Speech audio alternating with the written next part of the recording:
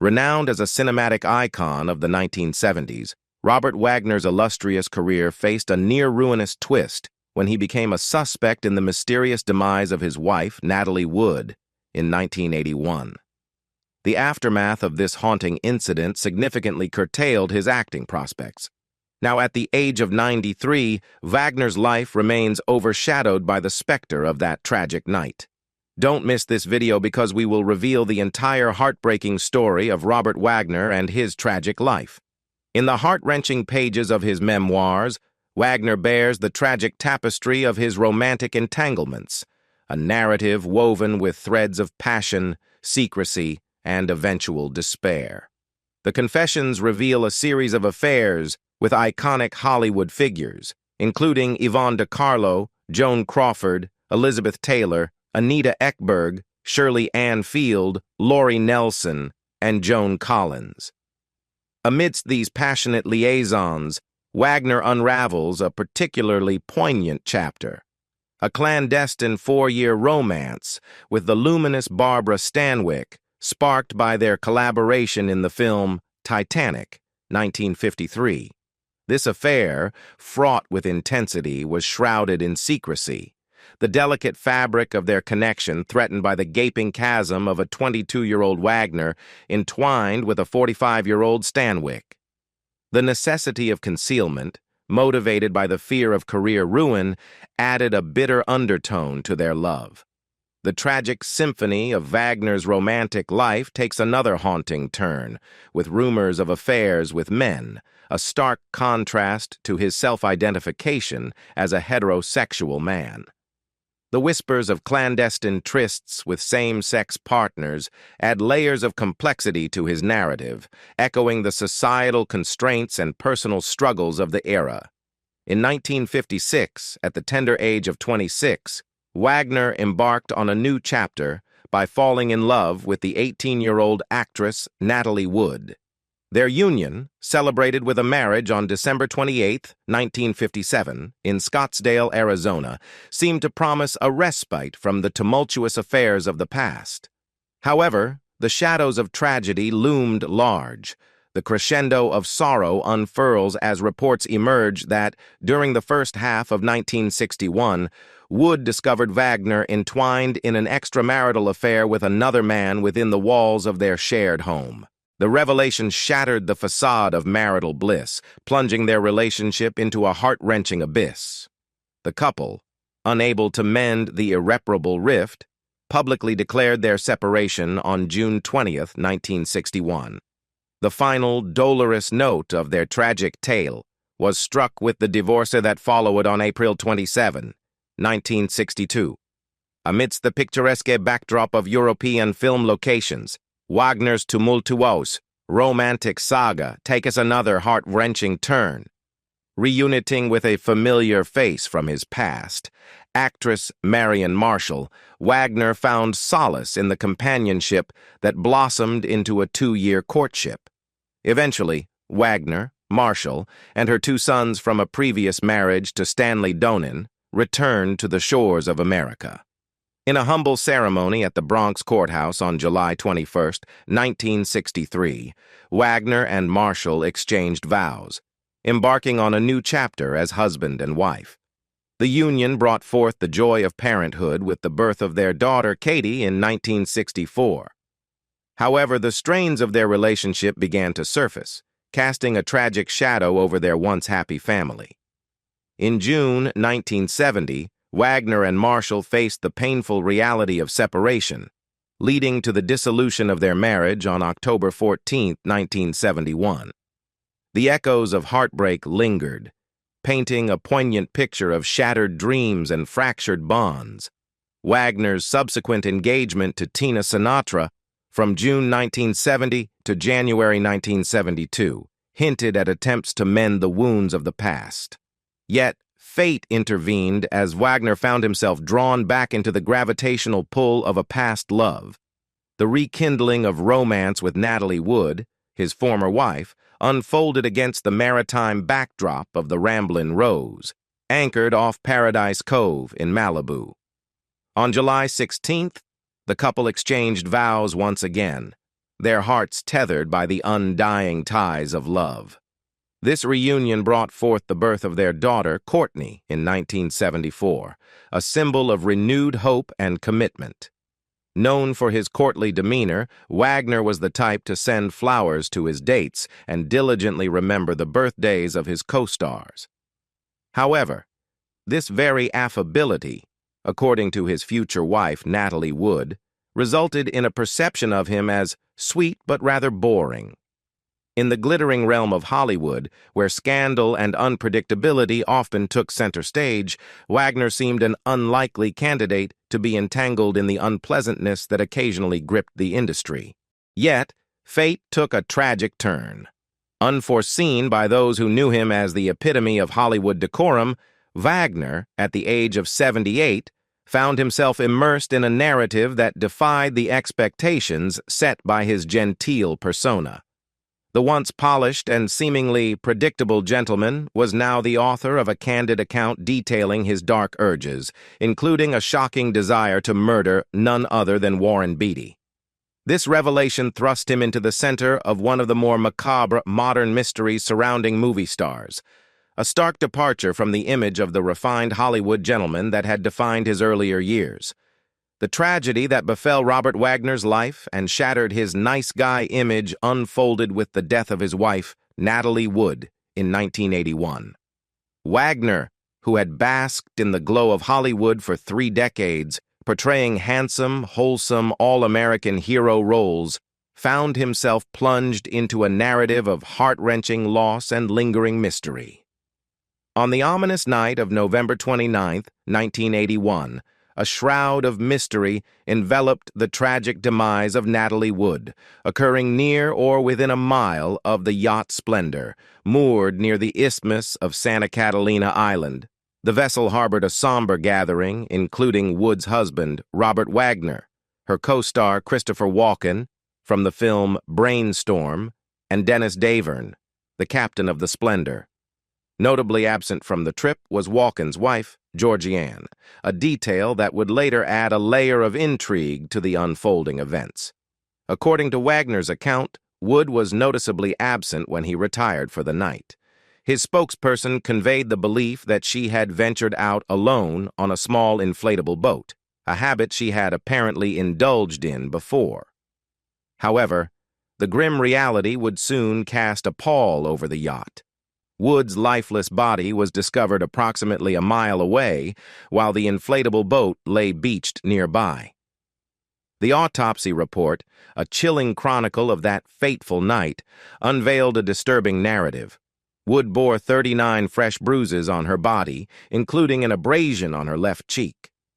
Wagner, in his later memoir, Pieces of My Heart, reluctantly acknowledged that an argument with Wood had transpired before her disappearance, though he claimed to have calmed down and retired to bed.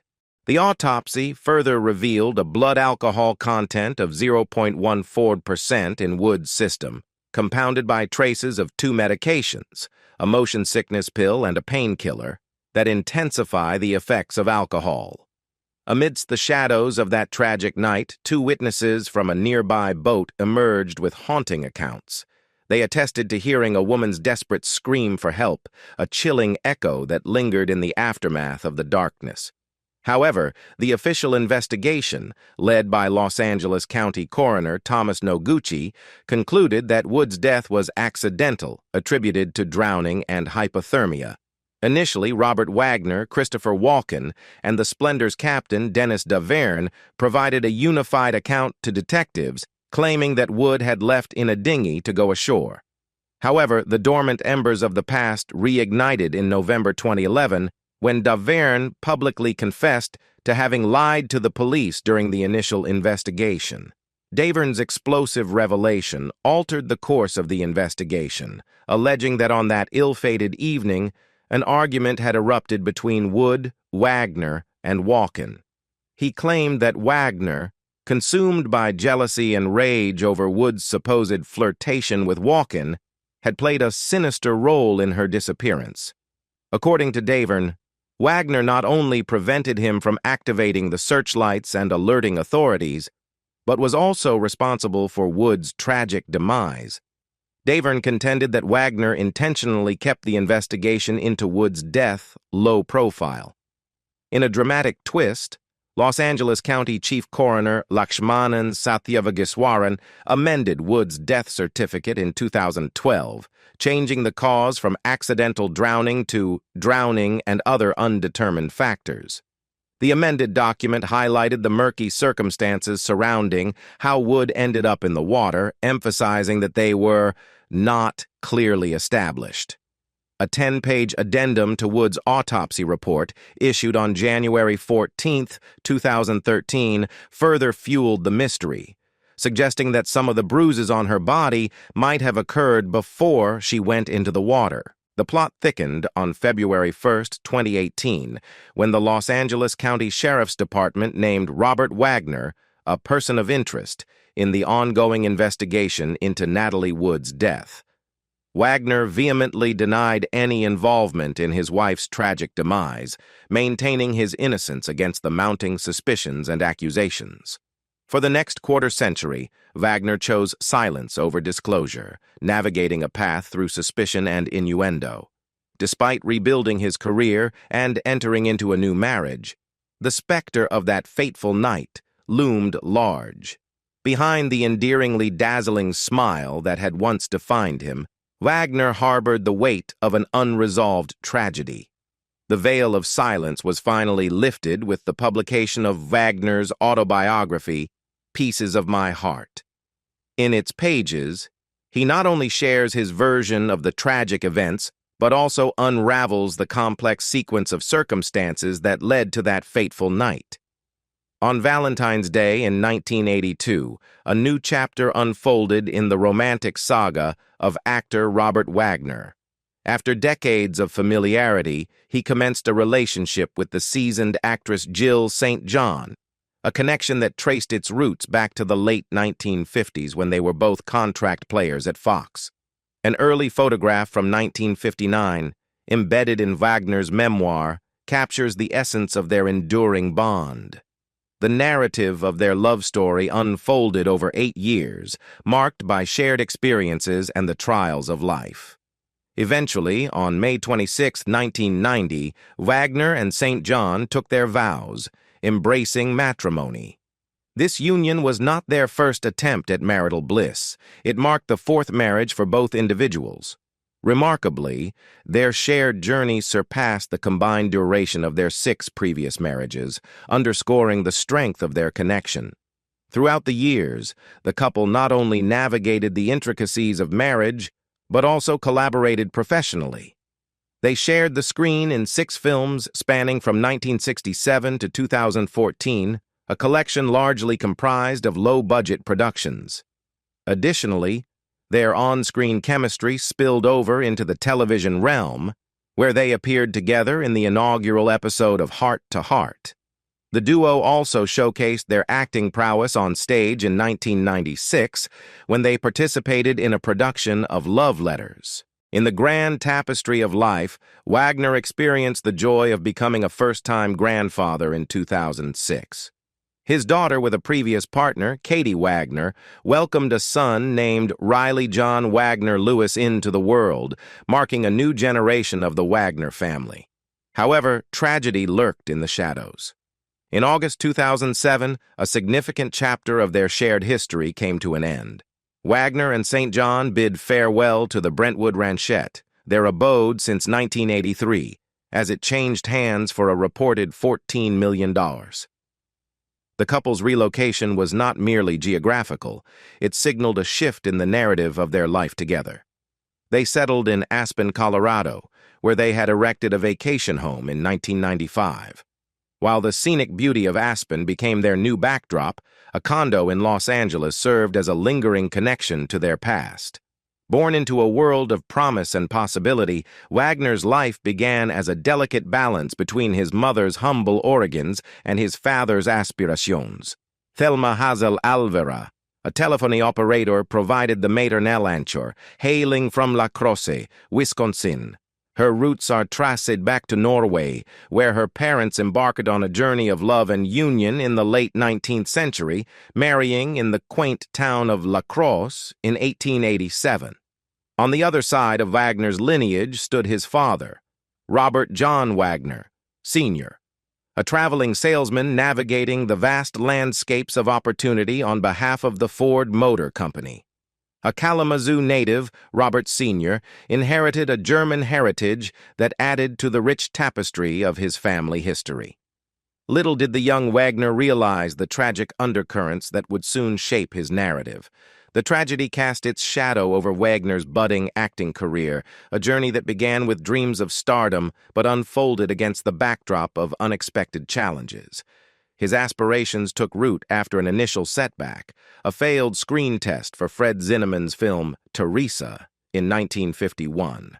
However, fortune smiled upon him when he found representation in the form of Albert R. Broccoli, a connection that would shape his destiny in the tumultuous world of Hollywood.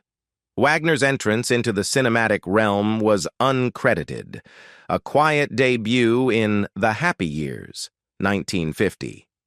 Under the guidance of agent Henry Wilson and a contract with 20th Century Fox, he embarked on a path that would blend the allure of the silver screen with the harsh realities of the industry. At the tender age of 19, Wagner, the boy next door, navigated the cutthroat world of Hollywood, marked by the ambition to ascend the ranks.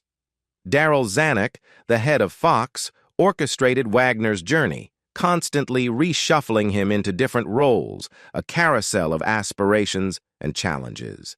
The early years at Fox saw Wagner playing supporting roles in war epics like Halls of Montezuma, 1951, and The Frogmen, 1951, alongside established stars like Richard Widmark.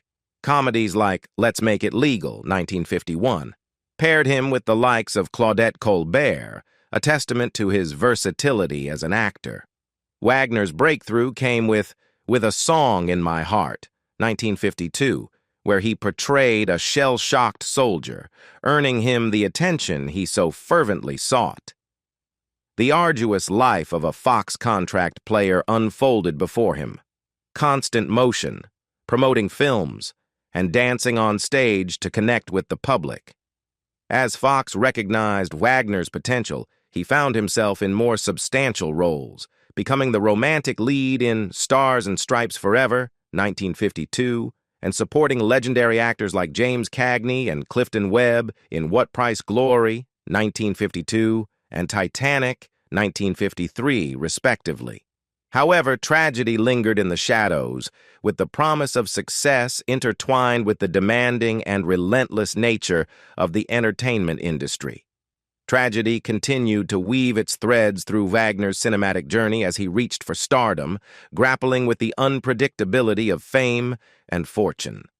Fox, recognizing his potential, bestowed upon him his first starring role in Beneath the 12-Mile Reef, 1953. Despite poor reviews, the film etched its mark in history as only the third ever to be shot in CinemaScope, proving to be a commercial success, but leaving Wagner in the shadows of critical acclaim. In the realm of westerns, Wagner supported the legendary Spencer Tracy in Broken Lance, 1954, portraying Tracy's son, a role that showcased his versatility. Fox, eager to elevate Wagner to leading man status, cast him in the extravagant spectacle Prince Valiant, 1954. While popular among audiences, the film was marred by critical disdain, with Wagner humorously reflecting on his less than flattering appearance in the movie. Teaming up with Jeffrey Hunter in White Feather, 1955, and borrowed by Paramount for The Mountain, 1956, Wagner showcased his acting prowess in diverse roles. However, it was his lead performance in A Kiss Before Dying, 1956, that garnered critical acclaim. Despite the positive reception, commercial success remained elusive. Returning to Fox, Wagner starred in Between Heaven and Hell, 1956, a war movie, and The True Story of Jesse James, 1957, directed by Nicholas Ray. Both films, despite their potential, disappointed at the box office, signaling a struggle for Wagner to ascend to the upper echelons of stardom. His lead role in Stopover Tokyo, 1957, further underscored the challenges of navigating an evolving Hollywood landscape, marked by the impact of television and the shift in filmmaking dynamics. Wagner's attempts to revitalize his career included supporting roles in The Hunters, 1958, and In Love and War, 1958, with varying degrees of success. Collaborating with Natalie Wood, whom he had married in 1957, in All the Fine Young Cannibals, 1960, proved to be a futile effort, as the film failed to resonate with audiences. Amidst the struggles, Wagner and Wood established Rona Productions in 1961, a venture meant to redefine their careers. However, setbacks continued with the failure of Sail a Crooked Ship, 1961, and the promised film Solo was never realized. The Comancheros, intended for Wagner, proceeded without him, featuring John Wayne and Stuart Whitman instead. As Wagner navigated the tumultuous waters of Hollywood, the tragic undercurrents of unrealized potential and missed opportunities continued to shape his narrative, leaving behind a trail of unfulfilled promises and shattered aspirations. His debut in the theatrical realm saw him cast in the lead role in Mr. Roberts, a fleeting engagement that lasted just 1 week at a holiday resort near Chicago. The theater, however, proved to be a domain where Wagner's talents did not readily align, prompting a grateful return to Hollywood. Back in the cinematic landscape, Wagner found solace in securing a noteworthy supporting role in the 1966 modern-day private investigator hit, Harper, starring alongside the iconic Paul Newman. This marked a significant juncture in Wagner's career, reaffirming his presence in Hollywood and setting the stage for subsequent ventures. In 1966, Wagner inked a deal with Universal Pictures, a collaboration that would intertwine with his personal life as he starred opposite Jill St. John, who would later become his wife. The films How I Spent My Summer Vacation and Banning showcased Wagner's versatility on the silver screen, with the former being a made-for-TV movie released in the United Kingdom under the title Deadly Roulette.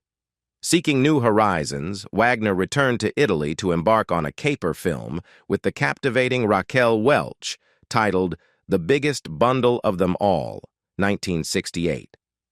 Despite the star-studded lineup, the film failed to achieve the desired success, leaving Wagner to navigate the unpredictable currents of the industry. In 1967, against his initial reluctance, Lew Wasserman of Universal persuaded Wagner to venture into television, making his series debut in It Takes a Thief, 1968-1970, on ABC TV. Despite his reservations, Wagner's foray into television under Wasserman's guidance proved to be a turning point. The success of It Takes a Thief, where he acted alongside Fred Astaire, who played his father, marked a comeback that solidified his standing in the industry. Wagner's performance earned him an Emmy nomination for Best TV Actor. The subsequent year saw Wagner navigate a diverse array of projects. He starred in the comedy Don't Just Stand There, 1968, with Mary Tyler Moore, followed by the racing car drama Winning, 1969, where he shared the screen with Paul Newman and Joanne Woodward. Despite the varied roles, Wagner decided against auditioning for the iconic James Bond role, believing it wasn't the right fit for him. Wagner's television career peaked in the mid-1970s with the CBS TV series Switch, 1975 and 1978, where he starred opposite Eddie Albert, Sharon Gless, and Charlie Callis. This success led to his involvement in the creation of the immensely popular TV series Charlie's Angels, in which he and Natalie Wood held a 50% share. However, legal battles over profits ensued. As he reflected on his career in 1985, Wagner acknowledged the challenge of finding character roles, but expressed satisfaction with the international quality projected in his roles. In the period spanning 1968 to 1971, Robert Wagner's career began its foundations, setting the stage for the diverse and enduring journey that would follow. During this time, he emerged in the TV movie Love Among Thieves, 1987, alongside the legendary Audrey Hepburn, showcasing his continued presence in the entertainment industry. Further showcasing his adaptability, Wagner collaborated with Pierce Brosnan in the miniseries remake of Around the World in 80 Days, 1989, and played a supporting part in Tom Mankiewicz's film Delirious, 1991. However, it was the role in Dragon, the Bruce Lee Story, 1993, where Wagner portrayed a producer that garnered wider recognition. On the theatrical stage, Wagner played love letters with Stephanie Powers, emphasizing his commitment to diverse forms of storytelling. Additionally, Wagner and Powers reprised their iconic heart-to-heart characters in a series of TV movies, demonstrating the enduring popularity of their on-screen partnership. The late 1990s witnessed a significant boost to Wagner's film career with his portrayal of Dr. Evil's henchman number 2 in the Austin Powers series, starring Mike Myers.